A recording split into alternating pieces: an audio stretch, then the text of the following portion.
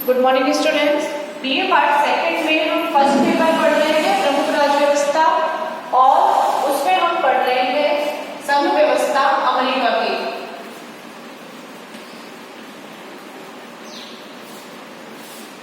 America की संघ व्यवस्था।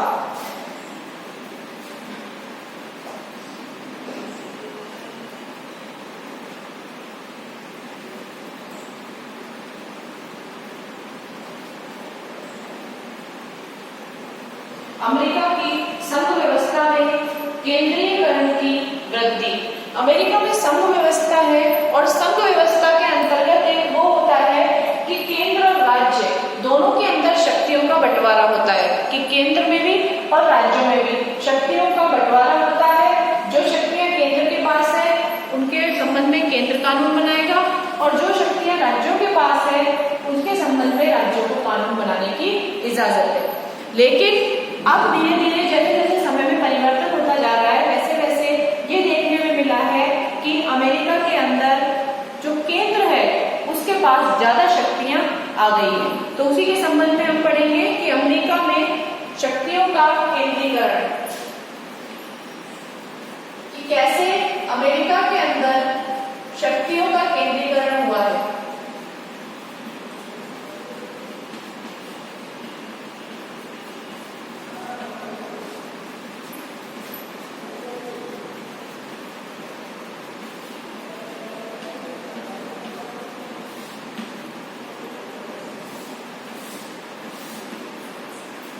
अमेरिका में शक्तियों का केंद्रीकरण। पहला है सामाजिक तथा आर्थिक परिवर्तन।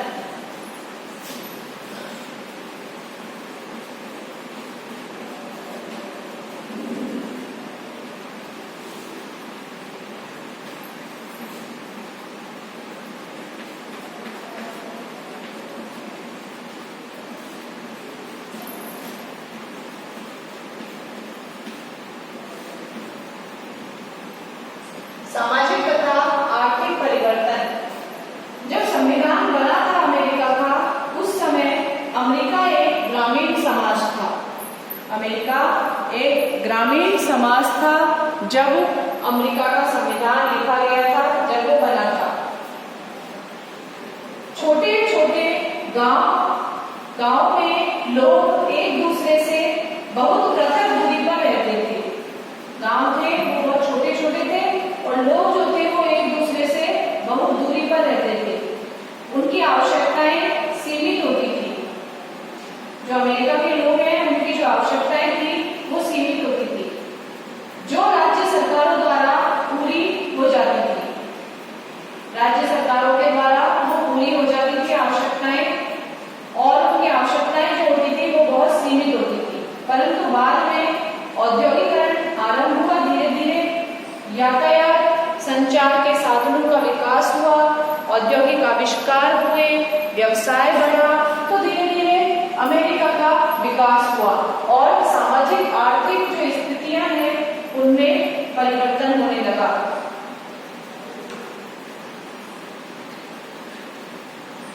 औद्योगिकरण से अनेक समस्याएं भी उत्पन्न हुई जिनका सामना करने में राज्यों की सरकारें नितांत असमर्थ सिद्ध हुई।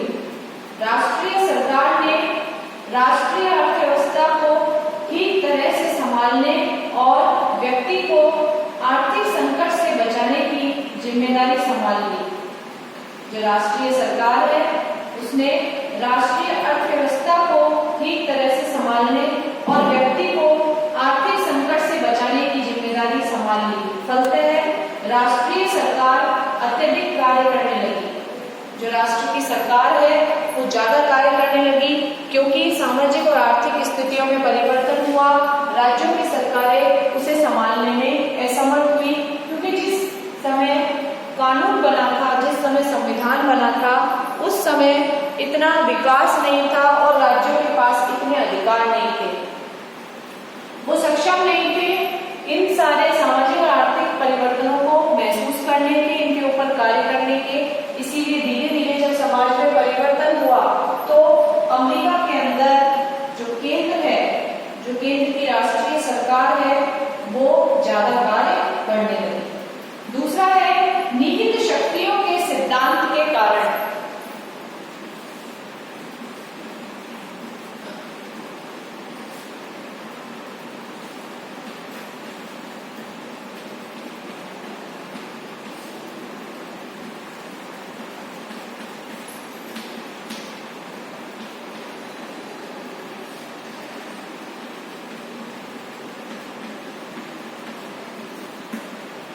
निहित शक्तियों के सिद्धांत के कारण अमेरिका का जो संविधान है वो अत्यंत संक्षिप्त है, उनमें विस्तार की बातें नहीं है। सन 1990 में हैमिल्टन ने यह सुझाव दिया कि एक बैंक स्थापित किया जाए और इस बात का विरोध जेफरसन और उनके अनुयायियों ने किया। उन्होंने कहा कि कांग्रेस को संविधान द्वारा इस प्रकार की शक्ति नहीं दी गई है। हैमिल्टन और उनके समर्थकों ने कहा कि यह शक्ति है कि इस प्रकार की कोई शक्ति स्पष्ट रूप से कांग्रेस को नहीं दी गई है, परंतु ऐसा करने की जो शक्ति है उन शक्तियों में छिपी हुई है। उन्होंने कहा कि संविधान में कांग्रेस को जो राष्ट्रीय वित्त है और वित्त से संबंधित जो नियम है उनको बनाने के जो अधिकार है वो दिए गए। साथ ही अमेरिका में ये भी बताया गया कि जो निहित शक्तियां हैं वो राज्यों के पास कम और केंद्र के पास उन शक्तियों का ज्यादा केंद्रीकरण हो रहा है। तो उनके द्वारा हैमिल्टन के द्वारा कहा गया कि संविधान में कांग्रेस को राष्ट्रीय वित्त, कांग्रेस का मतलब है संसद, कांग्रेस को राष्ट्रीय वित्त और मुद्रा तथा नोट का नियंत्रण दिया गया है और यह कहा गया है कि संविधान द्वारा संयुक्त राज्य अमेरिका की सरकार को दी हुई सब शक्तियों को कार्यान्वित करने के लिए कांग्रेस के दोनों सदनों को कानून बनाने का अधिकार है। कुछ समय के बाद निहित शक्तियों के सिद्धांत को सर्वोच्च न्यायालय में चुनौती दी गई और मुख्य न्यायाधीश मार्शल ने मैकोलश बनाम मैरीलैंड के बाद में निहित शक्तियों के सिद्धांत को मान्यता दे दी। तो निहित शक्तियां केवल यही शक्तियां हैं जो संविधान द्वारा संघीय सरकार को प्रदान की हुई मूल शक्तियों के साथ साधनों के रूप में संबद्ध है। तो निहित शक्तियों की जो सिद्धांत है वो न्यायाधिपति मार्शल है, उन्होंने जो मान्यता है वो केंद्र सरकार को दी है, संघीय सरकार को दी है, राज्य सरकारों को नहीं दी। तो कहा जाए तो इन निहित शक्तियों के कारण ही अमेरिका की जो केंद्र सरकार है, जो संघ सरकार है, वो ज्यादा शक्तिशाली हो गई और केंद्रीकरण जो शक्तियों का है वो संघ सरकार में हो गया। तो इस तरह से अमेरिका में केंद्रीकरण का जो प्रमुख कारण है शक्तियों का वो है निहित शक्तियों के सिद्धांत के कारण। अगला है गृह युद्ध।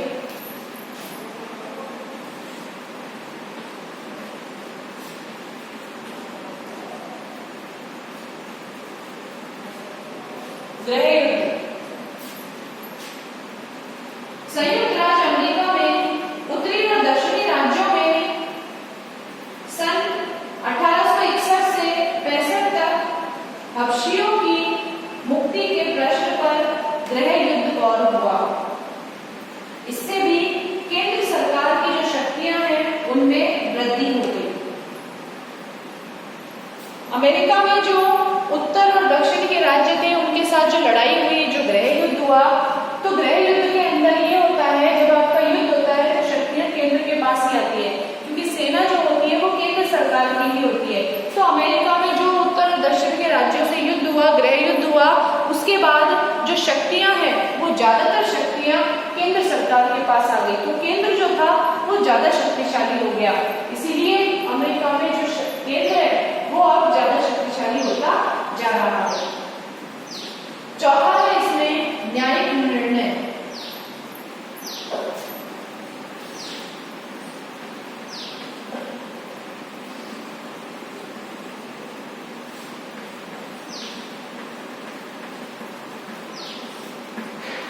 न्यायिक निर्णय केंद्रवाद के विकास में सर्वोच्च न्यायालय के निर्णयों ने बहुत योग दिया। न्यायालय द्वारा संविधान के विभिन्न उपबंधों की व्याख्या इस प्रकार होती गई कि संघीय सरकार की शक्ति में पर्याप्त वृद्धि हुई। असल में न्यायाधीश मार्शल ने केंद्रीय सरकार की शक्तियों में वृद्धि की दृष्टि से विवादों में केंद्रीय सरकार के पक्ष में निर्णय दिए। उनका कहना था, जो मार्शल थे न्यायाधीश, उनका कहना था कि यदि राज्य सरकारें जनता के द्वारा चुनी हुई हैं तो केंद्र सरकार भी जनता के द्वारा चुनी हुई है, इसीलिए केंद्र सरकारों को भी उतना ही कानून बनाने का अधिकार है जितना अधिकार राज्यों की सरकारों को है। तो केंद्र जो न्यायाधीश मार्शल थे उन्होंने कहा, ये न्यायिक निर्णय दिया कि जितना अधिकार केंद्र सरकार को है कानून बनाने का, उतना ही अधिकार जो है वो राज्यों की सरकारों को भी है।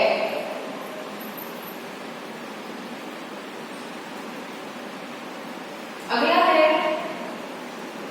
राज्यों को अनुदान।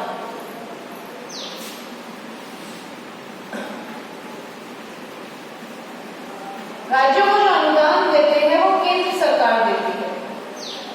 राज्यों को अनुदान, जो सहायता दी जाती है, अनुदान होता है हेल्प करना, सहायता देना।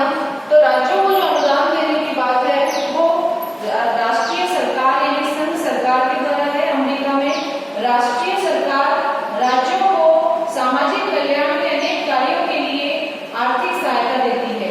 राष्ट्रीय सरकार राज्यों को यह सहायता कुछ शर्तों के साथ देती है। सबसे बड़ी शर्त यह है कि सहायता जिस उद्देश्य के लिए दी जाए उसी पर खर्च हो।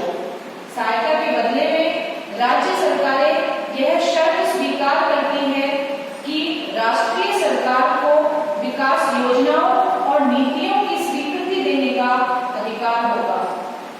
ऐसा भी देखा गया है कि अपने प्रदेश के विकास की दृष्टि से राज्य सरकार केंद्रीय सरकार को अपनी शक्तियां आर्थिक कारणों से अपने आप ही सौंप देती है। जैसे एग्जाम्पल के लिए अगर देखें तो सड़क निर्माण का जो कार्य है वो राज्यों का है, पर केंद्र सरकार ने सारी अमेरिका में सड़कों का जाल बिछाना चाहा तो एक भी राज्य नहीं माना, एक भी राज्य ने मना नहीं किया।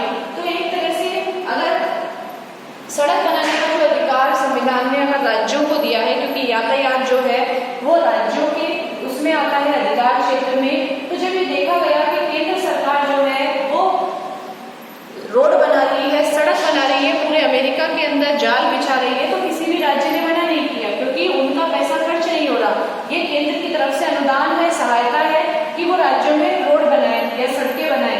तो इस तरह से एक तरह से यातायात जो अधिकार था वो केंद्र का ना होकर के राज्य का था, लेकिन फिर भी वो केंद्र के पास चला गया। क्यों? क्योंकि वो अनुदान था कि राज्यों के अंदर सड़कें बनवाएगा केंद्र, और किसी भी राज्य ने मना नहीं किया, क्योंकि उन्हें मुफ्त में सड़कें मिल रही थी तो उन्होंने भी मना नहीं किया। तो इस तरह से राज्यों को जो अनुदान दिया जाता है, इसके कारण भी जो केंद्र सरकार है उसकी शक्तियों में वृद्धि संघवाद के लिए एक बहुत बड़ा खतरा बन गई है। यह अगर ग्रिफिथ जो थे विचारक, अगर उनके शब्दों में देखा जाए तो यह संघवाद पर ऐसा आक्रमण है जो दिखाई नहीं देता। इसका परिणाम यह होगा कि राज्यों की स्वायत्तता के स्थान पर हमारे पास एक खोखला आकार केवल प्रतीक के रूप में ही रह जाएगा। इसी तरह से आग तथा रे के अनुसार निसंदेह कुछ शर्तों पर दिया हुआ अनुदान राज्य की कार्यपालिकाओं तथा विधानमंडलों की स्वतंत्रता को घटाता है। जिन कार्यों में राष्ट्रीय सरकार आर्थिक सहायता देती है उनमें राज्य राष्ट्रीय सरकार के एक प्रकार से छोटे प्रदेश ही माने जाते हैं। यानी सहायता देना जो है वो एक बहाना है और शक्तियों को केंद्र सरकार अपने पास प्राप्त करना चाहती है। तो राज्यों को जो अनुदान दिया है उससे भी शक्तियों का केंद्रीकरण हुआ है। अगला है अंतर्राष्ट्रीय स्तर पर अंतर्राष्ट्रीय स्थिति। अंतर्राष्ट्रीय स्थिति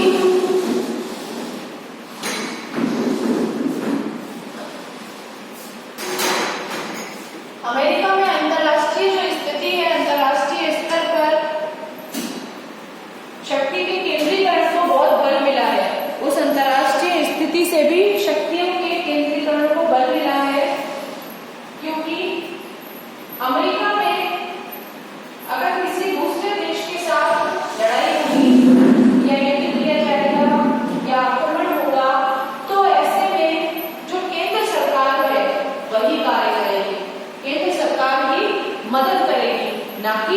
राज्यों की सरकारें।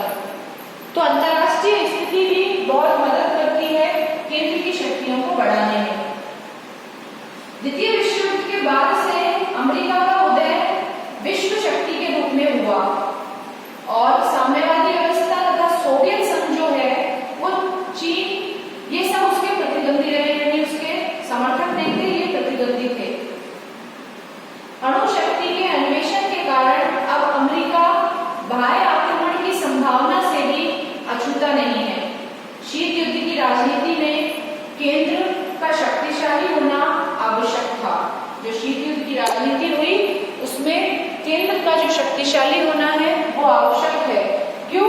क्योंकि अंतर्राष्ट्रीय स्तर पर यदि अमेरिका को सपोर्ट चाहिए या अंतर्राष्ट्रीय स्तर पर यदि अमेरिका आगे बढ़ना चाहता है, अंतर्राष्ट्रीय संबंधों को स्थापित करना चाहता है या फिर अपनी अंतर्राष्ट्रीय स्थिति को मजबूत करना चाहता है, तो राज्यों का द्वारा वो संभव नहीं है, वो केंद्र सरकार ही करेगी, क्योंकि अंतर्राष्ट्रीय संबंधों का जो निर्धारण है वो केंद्र सरकार ने अपने पास रखा है। तो अंतर्राष्ट्रीय मुद्दों पर केंद्र की पकड़ ने ही केंद्र सरकार को ज्यादा शक्तिशाली बना दिया है। तो अंतर्राष्ट्रीय स्थिति भी बहुत ज्यादा महत्वपूर्ण है अमेरिका में शक्तियों के केंद्रीकरण को लेकर।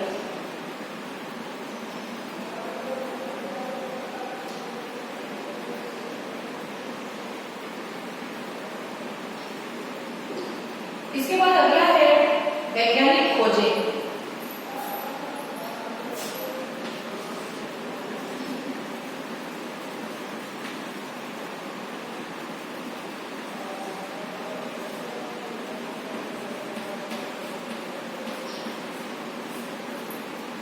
वैज्ञानिक खोजें अमेरिका और रूस दोनों ही जो है वो समुद्र तल और वायुमंडल की खोज में एक दूसरे से होड़ कर रहे हैं। ऐसी परिस्थिति में राष्ट्रीय सरकार अपने देश के मान और प्रतिष्ठा को विश्व भर में बढ़ाने के लिए करोड़ों डॉलर खर्च कर रही है। यह कार्य राष्ट्रीय सरकारें नहीं कर सकती। फलतः वहां लोगों में प्रादेशिक भावना घट गई है और लोग संघीय सरकार के नेतृत्व की ओर देखने लग गए हैं। तो एक तरह से जो वैज्ञानिक खोजें हैं उनका जो कार्य है वैज्ञानिक खोजों को करने का वो केंद्र सरकार का है, ना कि राज्य सरकार का, क्योंकि उसमें करोड़ों डॉलर खर्च हो रहे हैं और वो करोड़ों डॉलर जो है वो अमेरिका की राष्ट्रीय सरकार भी खर्च कर सकती है अपनी मान और प्रतिष्ठा को बढ़ाने के लिए। इसीलिए वहां लोगों में जो प्रादेशिक भावना है, यानी राज्यों को लेकर जो भावना है वो घट गई है और संघीय सरकार के नेतृत्व की ओर देखने लग गई है। यानी केंद्र की तरफ लोगों का रुझान जो है वो बढ़ रहा है और राज्यों की तरफ घट रहा है। इसीलिए भी जो केंद्र है वो अमेरिका में ज्यादा शक्तिशाली हो गए। अगला है संवैधानिक संशोधन।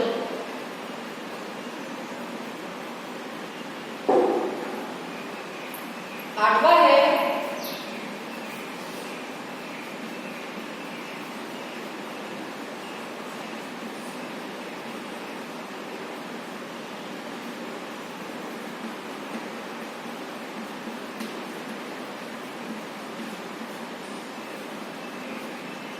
संवैधानिक संशोधन। समय समय पर अमेरिकी संविधान में जो संशोधन होते गए उनके कारण भी केंद्रीय सरकार की शक्तियों में वृद्धि होती गई।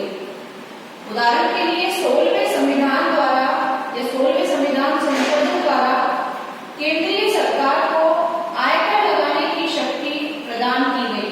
इस प्रकार 15वें तथा 19वें संशोधन द्वारा मताधिकार का विस्तार किया गया। इनसे संघ सरकार की शक्ति बढ़ी है। तो जो संविधान संशोधन होते हैं उनमें भी जो संशोधन किए गए वो केंद्रीय सरकार की शक्तियों में वृद्धि करने के लिए किए गए। जैसे 16वें संशोधन जो होगा संविधान में वो केंद्रीय सरकार को आयकर लगाने की शक्ति देता है और 15वां और 19वां संशोधन जो है वो मताधिकार के विस्तार को बढ़ावा देता है, जिससे कि संघ सरकार की शक्ति ज्यादा बढ़ गई। और लास्ट है इसमें नवा केंद्र के प्रति जनता का सम्मान।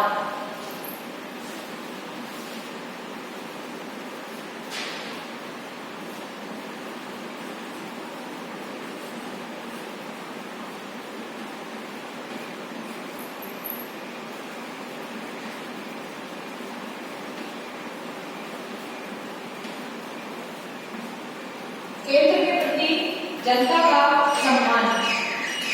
जनता के हृदय में राष्ट्रीय सरकार के प्रति अधिक सम्मान की भावना है। सन 1930 के आर्थिक संकट के समय राज्य लोगों की आवश्यकताओं को पूरा नहीं कर सके। रूजवेल्ट सरकार ने देश को आर्थिक संकट से निकालकर पुनर्निर्माण के मार्ग पर आरूढ़ किया है। जनता की रुचि व आस्था के कारण केंद्र अपने लिए अधिकांश शक्तियां जो है वो प्राप्त करता जा रहा है तथा वह शक्तिशाली होता जा रहा है। केंद्र जो है वो जनता के मन में ज्यादा सम्मान की जो भावना है वो प्राप्त करता जा रहा है।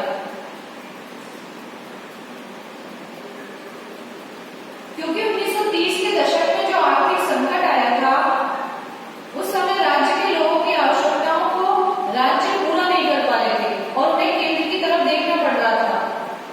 तो रूजवेल्ट सरकार जो थी उसने देश को आर्थिक संकट से निकालकर पुनर्निर्माण किया था। इसीलिए जनता की जो रुचि थी वो राज्य सरकारों को छोड़कर केंद्र सरकार की तरफ मुड़ गई थी और केंद्र के प्रति जनता की आस्था बहुत ज्यादा बढ़ गई थी।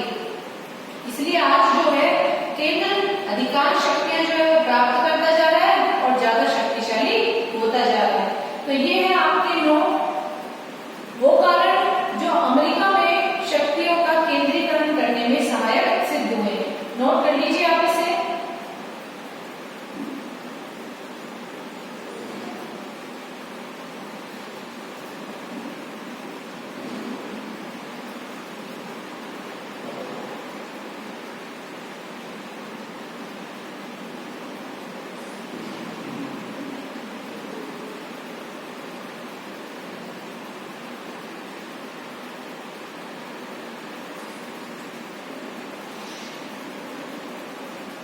इसके बाद में आपकी जो लास्ट टॉपिक बचता है वो है निष्कर्ष। कंक्लूजन क्या है अमेरिका की संघ व्यवस्था।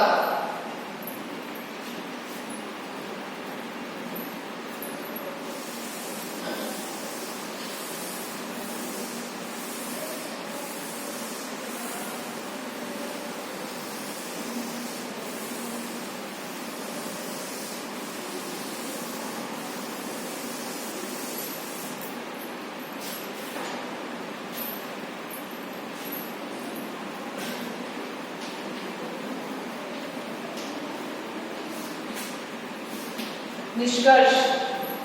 तो अमेरिका में केंद्रीकरण की इस प्रवृत्ति ने बहुत से लोगों के मन में ये संदेह पैदा कर दिया कि क्या अमेरिका अब भी संघ राज्य है। लोगों के मन में ये स्थिति उत्पन्न हो गई, ये सोच रहे हैं अब संविधान को पढ़ने वाले कि क्या अमेरिका में अभी भी संघवाद फेडरल सिस्टम है अमेरिका के अंदर या फिर वहां पर केंद्र ज्यादा शक्तिशाली हो गया है। संघ का मतलब होता है केंद्र और राज्यों में शक्तियों का बंटवारा, दोनों को समान शक्तियां दी जाए। लेकिन अमेरिका में फिलहाल हाल ही के वर्षों में देखा गया कि केंद्र जो है वो ज्यादा शक्तिशाली होता जा रहा है, शक्तियां केंद्र के पास बढ़ती जा रही हैं। तो कहने का तात्पर्य ये है कि क्या अमेरिका के अंदर अब केंद्रीकरण समाप्त हो गया है, क्या वहां पर अब शक्तियां जो है वो केंद्र के पास ही है। तो इसमें ब्रह्मंड जो है विचारक वो कहते हैं कि सच्चाई ये है कि अब हमारी संघ व्यवस्था का अस्तित्व नहीं है और उसके पुनरुत्थान की अब उस तरह आशा नहीं की है जिस तरह सेब के फल को एक बार पेड़ से तोड़कर फिर से पेड़ पर लगाने की आशा नहीं की जा सकती है। बहुत से विचारक, बहुत से लेखक ये मानते हैं कि अमेरिका में जो संघवाद है उसको एक सेब से तुलना की है कि जैसे एक पेड़ से आप सेब को तोड़ लें और फिर से उसे नहीं लगा सकते, तो उसी प्रकार से अमेरिका में जो संघवाद है वो समाप्ति की ओर है। आप उसे पुनः उसको जागृत नहीं कर सकते या संविधान में पुनः उसे नहीं ला सकते। आज केंद्र शक्तिशाली हो गया है, आप चाहकर भी राज्यों को शक्तिशाली नहीं बना सकते, ऐसा विचारकों का मानना है। बहुत से लेखकों ने केंद्रीकरण को रोकने की आवश्यकता पर बल दिया, अन्यथा राज्य संघ सरकार की एजेंसियां मात्र ही रह जाएंगी। ये सच है कि केंद्र की शक्तियों में वृद्धि हुई है, किंतु अमेरिका में संघवाद निष्प्राण नहीं हुआ। यह सत्य है कि अमेरिका में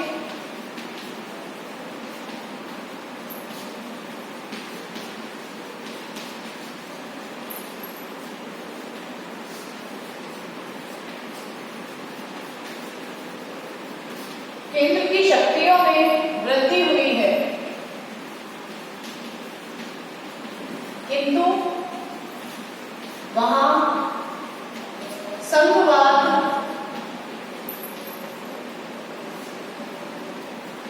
अभी निष्प्राण नहीं हुआ।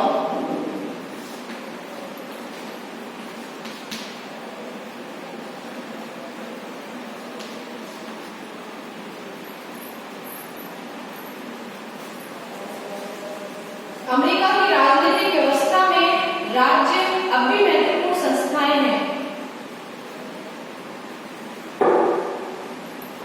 अमेरिका की राजनीतिक व्यवस्था में वहां की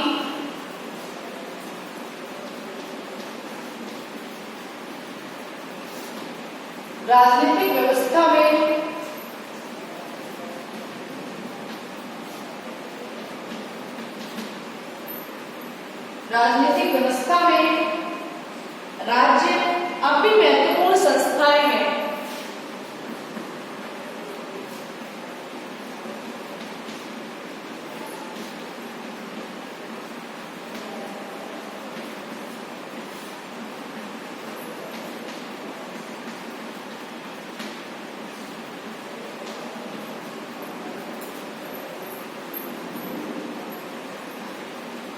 उन्हें अब भी काफी स्वायत्तता प्राप्त है, यानी उन्हें अब भी काफी स्वतंत्रता प्राप्त है राज्यों को।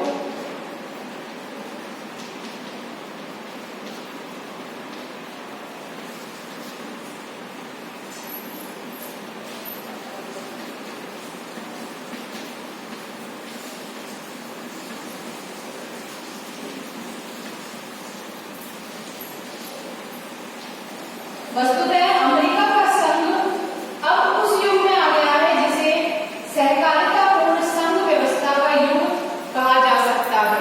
जो अमेरिका का युग है वो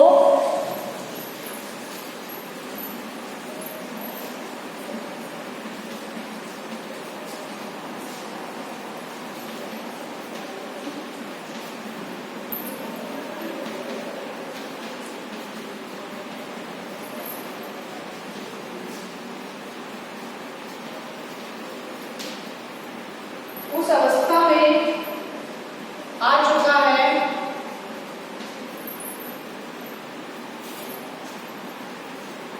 जिसे सहकारितापूर्ण संघ व्यवस्था का युग कहा जाता है।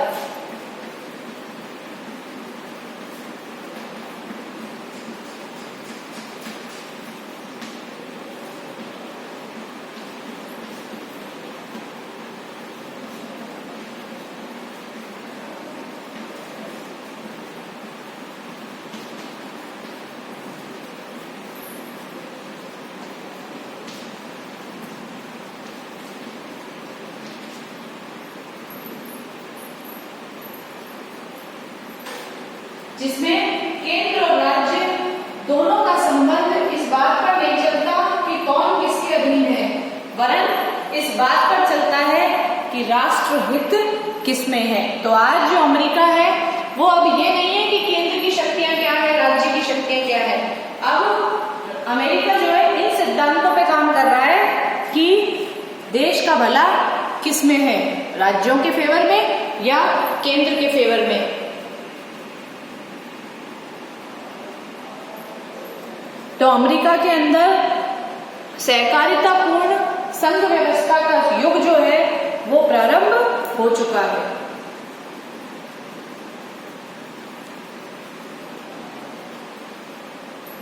नोट कर लीजिए आप इसे। ये आपका अमेरिका का जो फेडरल सिस्टम है, संघ व्यवस्था है, वो कंप्लीट हो गया है।